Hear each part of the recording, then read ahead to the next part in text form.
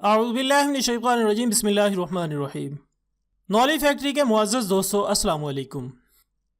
ناظرین اکرام، یہ تاریخ انسانیت کی ایک تابندہ حقیقت ہے کہ جب حضرت ابراہیم علیہ السلام نے خواب میں خود کو اپنے صاحبزادے کو اللہ کی راہ میں قربان کرتے ہوئے دیکھا اور اس عمل کو اللہ کی رضا تسلیم کرتے ہوئے خواب کو حقیقت میں بدلنے کا فیصلہ کیا، تو جناب اسماعیل علیہ السلام نے بھی اپنے اللہ کی رضامندی کے سامنے سر تسلیم خم کرتے ہوئے خود کو قربانی کے لیے پیش کر دیا۔ اور اس موقع پر اللہ نے اپنے دوست کے اس عمل سے خوش ہو کر یہ فرماتے ہوئے ایک دمبا بھیجا کہ اے ابراہیم، تو نے اپنے خواب کو سچ کر دکھایا ہے۔ اس وقت سے لے کر آج تک اللہ تعالیٰ نے اپنے نبی کی اس سنت کو زندہ کر رکھا ہے، اور ہر سال 10 سے 13 ذی الحج مسلمانان عالم بقر عید کے موقع پر لاتعداد جانوروں کو قربان کر کے اسی سنت یعنی قربانی کا اعادہ کرتے ہیں۔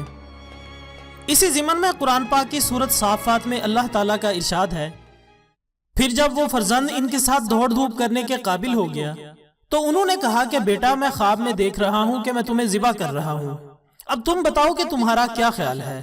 فرزند نے جواب دیا کہ بابا، جو آپ کو حکم دیا جا رہا ہے اس پر عمل کریں، انشاءاللہ آپ مجھے صبر کرنے والوں میں پائیں گے۔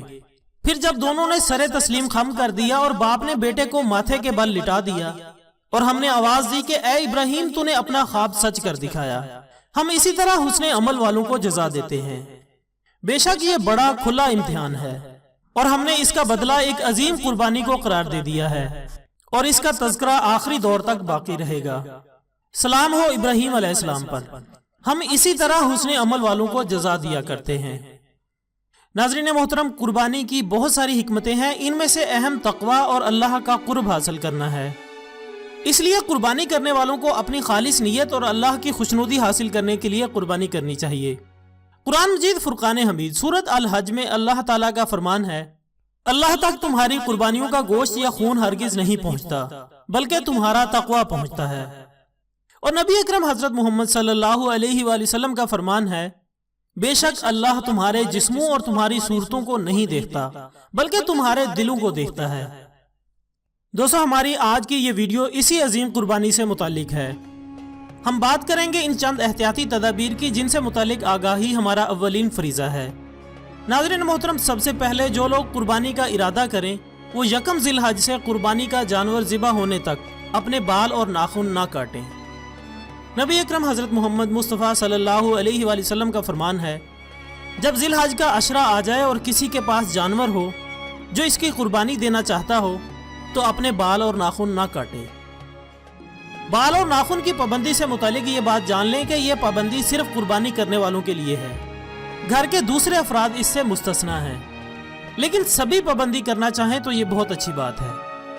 قربانی کے جانور لیتے وقت چند باتوں کا خیال رکھیں۔ جس جانور کے بارے میں غالب گمان ہو کہ یہ چوری کا ہے، اسے ہرگز نہ خریدیں۔ خریداری کے دوران جھوٹ اور جھوٹی قسموں سے بچیں۔ دوسرے مسلمان بھائی کا سودا طے ہو چکا ہو تو اس کا سودا خراب ہرگز مت کریں۔ خریداری سے پہلے جانور کو خوب اچھی طرح سے دیکھ لیں۔ خصوصاً ان چند چیزوں کا ضرور لحاظ رکھیں۔ گائے کی عمر 2 سال سے کم نہ ہو، اونٹ کی 5 سال سے اور بکری کی 1 سال سے کم عمر نہ ہو۔ دمبا بھیڑ 6 ماہ یا اس سے زیادہ کا ہو لیکن دیکھنے میں سال کے برابر معلوم ہوتا ہو، یعنی کمزور نہ ہو۔ گائے، اونٹ اور بکری میں یہ مسئلہ نہیں ہے، ان کی عمر پوری ہونا ضروری ہے۔ جانور کے کان، زبان، دم اور ان اعضاء میں سے کوئی بھی عضو نصف سے زیادہ کٹا ہوا نہ ہو، اندھا یا کانا نہ ہو، سینگ اس قدر ٹوٹے ہوئے نہ ہوں کہ ٹوٹنے کا اثر دماغ تک پہنچا ہو، ورنہ قربانی نہیں ہوگی۔ جان بوجھ کر حاملہ جانور کو خرید کر قربانی کرنا مکروہ ہے۔ ایسا جانور جو چارہ نہ کھا سکتا ہو یا چل ہی نہ سکتا ہو، اس کی قربانی بھی درست نہیں ہے۔ جنگلی نسل کے جانور کی قربانی درست نہیں۔ قربانی کا جانور خریدنے کے بعد اس کی خوب خدمت کریں، اسے کسی قسم کی تکلیف نہ پہنچائیں۔ ایسی جگہ باندھیں جہاں آنے جانے والوں کو تکلیف نہ ہو۔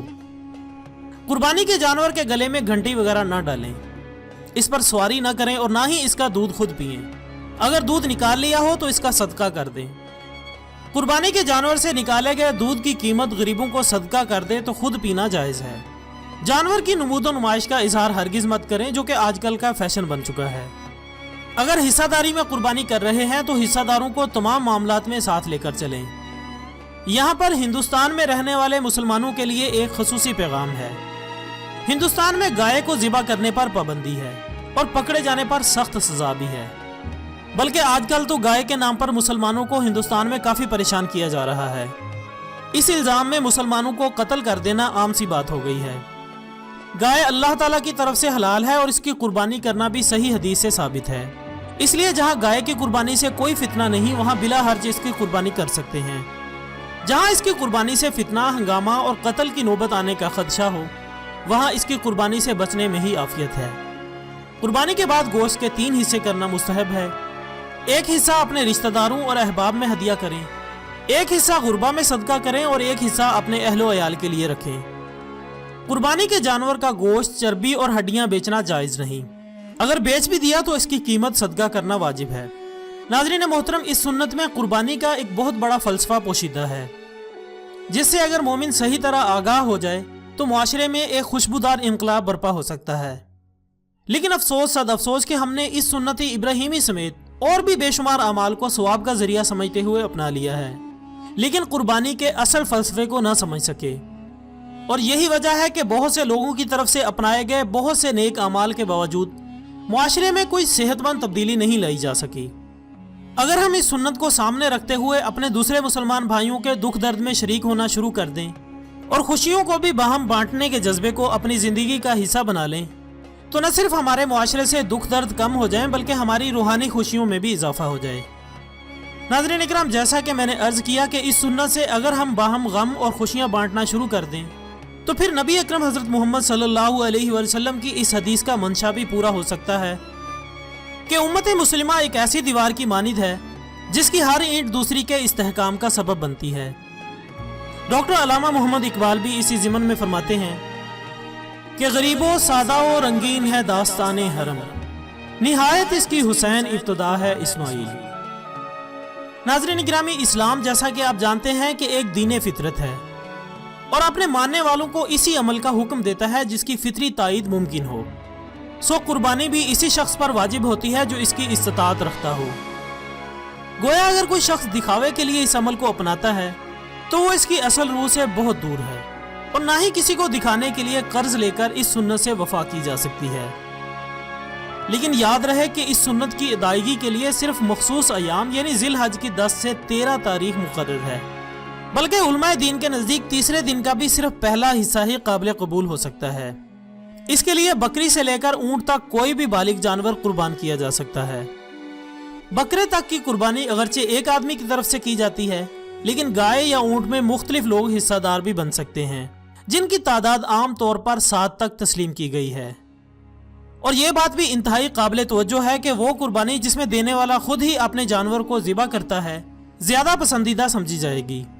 इसके लिए मुनासिब तरीन वक्त वो है जब आप नमाज ईद से फारिग होकर आएँ और इसके बाद अपने हाथों से इस जानवर को अल्लाह की राह में कुर्बान करें, जिसके गोश्त के मुख्तलिफ हिस्से करके आप न सिर्फ अपने अहले खाना के लिए बल्कि एक हिस्सा अपने अजीज रिश्तेदारों और बाकी मुआशरे के इन गरीब अफराद के लिए जो खुद कुर्बानी की इस्तात नहीं रखते। कुर्बानी के जानवर से मुतालिक मुख्तलिफ बिदात शुरू हो चुकी हैं। अलग अलग इलाकों में अलग किस्म की बिदात राइज हो चुकी हैं। कहीं जानवर को सजाना, कहीं जानवर की नुमाइश करना, और ये शहरों और गाँवों में हर जगह आम हो रहा है।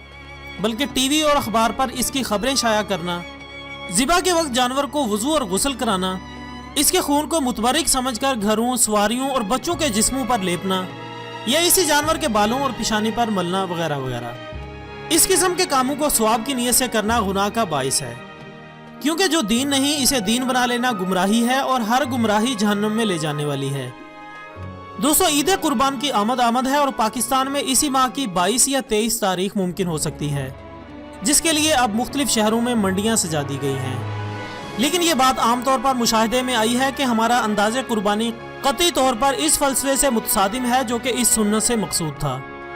आज हमारे अक्सर अहबाब दिखावे के लिए इस सुन्नत को रस्म के तौर पर अदा करते हैं ताकि मुआशरे में इन लोगों का शुमार अमीर लोगों में हो सके। हत्ता कि कई ऐसी मिसालें भी मौजूद हैं कि वो सफ़ेद पोश तबका जो इसकी इस्तात नहीं रखता, वो भी अपनी नाक बचाने के लिए कर्ज तक उठाने से गुरेज नहीं करता, और ना ही कुर्बानी के गोश्त को इस मकसद के लिए इस्तेमाल किया जाता है कि वो नादारों और मसाकीन के अलावा गरीब रिश्तेदारों का रिज़्क बन सके। बल्कि अब तो ये रस्म बद भी चल निकली है कि इस गोश्त को एक तवील अरसे तक महफूज कर लिया जाता है تاکہ بوقت ضرورت استعمال ہو سکے۔ اللہ تعالی ہمیں اس سنت ابراہیمی کو اس کی روح کے مطابق ادا کرنے کی توفیق عطا فرمائے، آمین ثم آمین۔ اسی دعا کے ساتھ آج کی ویڈیو کا اختتام ہوتا ہے۔ کل انشاءاللہ دوبارہ حاضر ہوں گے، تب تک کے لیے اجازت دیجیے گا۔ اپنا دوستوں، رشتہ داروں اور گردنوا کے تمام لوگوں کا بہت خیال رکھیے گا۔ اللہ حافظ۔